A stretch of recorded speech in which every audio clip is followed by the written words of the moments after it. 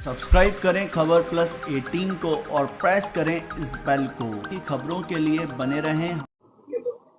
देखिए, हमारी विधानसभा एक उच्च सदन है, वो एक परंपराओं से चलती है। वहां पर नियम और परंपराएं कायम होनी चाहिए और उस उच्च जो हमारा स्पीकर होते हैं हमारे सदन के, उनका एक गरिमा होती है। उनकी सम्मान और गरिमा सर्वोच्च है और बनाए रखना चाहिए। हम सबकी जिम्मेदारी है, सभी सदस्यों का दायित्व भी है और आम जनता भी हमें देखती है कि हमारा कैसा सदन में आचरण है।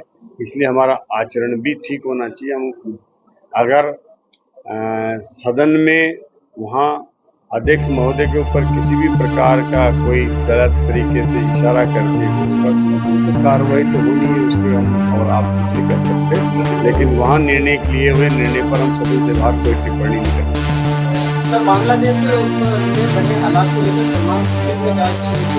हालात भारत में भी बन सकते हैं। देखिए, भारत एक मजबूत देश है, यहाँ मजबूत लोकतंत्र है। हमारे यहाँ पर हम किसी भी प्रकार का लोकतंत्र में कोई कमी नहीं है, इसलिए यहाँ किसी प्रकार के हालात बनने की कोई दिक्कत नहीं है। और हमने जिस तरह से पूरे देश में आज कानून व्यवस्था है, हमारी सुदृढ़ देश बना हुआ है और हर तरह से हम मजबूत हैं। देश में इस तरह के हालात बनने की कोई संभावना नहीं है। हम आज इतने मजबूत हैं कि अंतर्राष्ट्रीय स्तर पर भी कोई कहाँ ऐसी दिक्कत आती है तो उसके लिए भारत की मदद बहुत संभावी होती है। इसलिए भारत एक मजबूत देश है, नेतृत्व हमारा मजबूत है और मोदी जी के नेतृत्व में ऐसी कोई संभावनाएं कहीं दूर दूर तक भी बनने की संभावना नहीं है। सलमान खुर्शीद के बयान के किस तरह से मायने निकाले जा रहे हैं? देखिए, उनको कहने का अपना नजरिया है, उन्होंने कुछ भी कहा हो, कुछ कह सकते हैं, लेकिन मैं देश की सुरक्षा सीमाओं को लेकर के, आंतरिक सुरक्षा को लेकर के, हमारा देश मजबूत है। हमारे देश की जनता का लोकतंत्र में विश्वास है। हमारे देश की जनता सोच समझ कर निर्णय करती है, फैसले करती है। यहाँ पर किसी भी प्रकार के कोई चुनाव पर कोई भी उंगली नहीं उठा सकता। निष्पक्ष चुनाव होते हैं, निष्पक्ष काम होता है। तो यहाँ की जनता में लोकतंत्र में विश्वास है निश्चित रूप से, और उस पर किसी भी तरह का भारत में इस तरह का असंतोष का वातावरण नहीं है। सर, आप सबने देखा है कि एक ऐतिहासिक बजट इस बार आया है, चाहे वो हमारे पत्र पत्रिकाएं हो, मीडिया के बंधु हो या फिर आम जनता हो।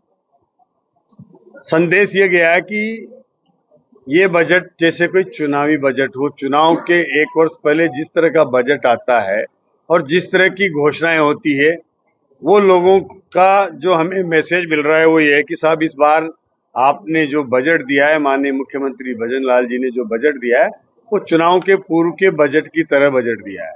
निश्चित रूप से कोई भी फील्ड, कोई भी क्षेत्र, कोई भी सेक्टर ऐसा नहीं छोड़ा है जिसमें उन्होंने उनकी पूर्ति के लिए कोई घोषणा करने से कोई किसी प्रकार की कोताही बरती।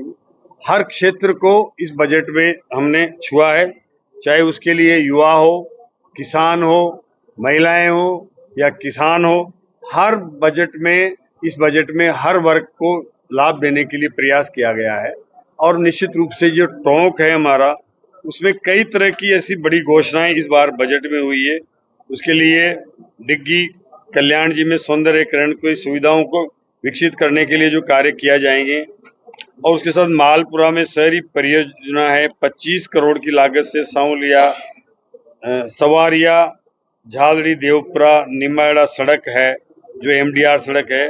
उसके अलावा मालपुरा में सामुदायिक केंद्र है, झालड़ी में उप स्वास्थ्य केंद्र है, डिग्गी में उप तहसील की घोषणा है।